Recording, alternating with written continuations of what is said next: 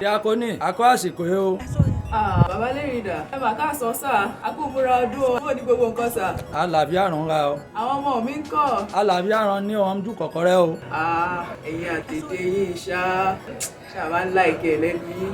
Mẹ́kàárọ̀, òkè mẹ́kàsán, òkè mẹ́kàlẹ̀, níbikíbi rẹ ti ń gbọ́ mi lé ní lóko ní lódò ọ̀nà, níbikíbi òkè mẹ́ àkúbà àsìkò ìṣeré. Orúkọ mi rí Olúṣẹ́gun ọmọ Babaládé Búwa. Mo fẹ́ fi tìfẹ́ pè mẹ́ láti bá mi rìnrìn àjò ọlọ́jọ́ mẹ́ẹ̀ẹ́dọ́gbọ̀n. Ibi rí mo ti máa ka Bíbélì lójoojúmọ́. Dédé Òjẹ̀bú, òwe ijó àánú, orí kìnnẹ̀ títí dé orí kẹwàá lè má jẹ́ àfojúsùn ẹni. Mo máa ṣàfihàn rẹ̀ lórí dédé àwọn ẹ̀rọ alátagbà rẹ̀ mi. Facebook ń ra o, TikTok ń ra o, Twitter ń ra o, YouTube ń ra o, àti Instagram. Dédé náà pàtà ni mo ti máa ṣàfihàn rẹ̀. Màmá ka Bíbélì ènédè Òjẹ̀bú. Màá dẹ̀ tún máa ṣe àfihàn dédé ọmọ òṣè lè ṣẹlẹ̀ nínú ìwé mímọ́. Náà dérí wọn fi ń kọ́ àwọn àkọsílẹ̀ ọ̀rọ̀ Ọlọ́run Olódùmarè. Ojú àgbọ̀ ọ̀fọ̀ núdẹ̀yìn ìrìn àjò ọlọ́jọ́ mẹ́ẹ̀ẹ́dọ́gbọ̀n lèmi tó ń tún ẹ má jọ rìn. Ọlọ́run Olódùmarè abùkún olùgbọ́ àti olùkà ọ̀rọ̀ rẹ̀. Ó gbàgbọ́ ẹni ó má jinlẹ̀ sí. Mo gbàdúrà rẹ lórúkọ Jésù ojú ní tẹ̀lé. Ó rìn àjò ìgbàgbọ́ yìí á pé tèmi tún rẹ àlàáfíà rẹ.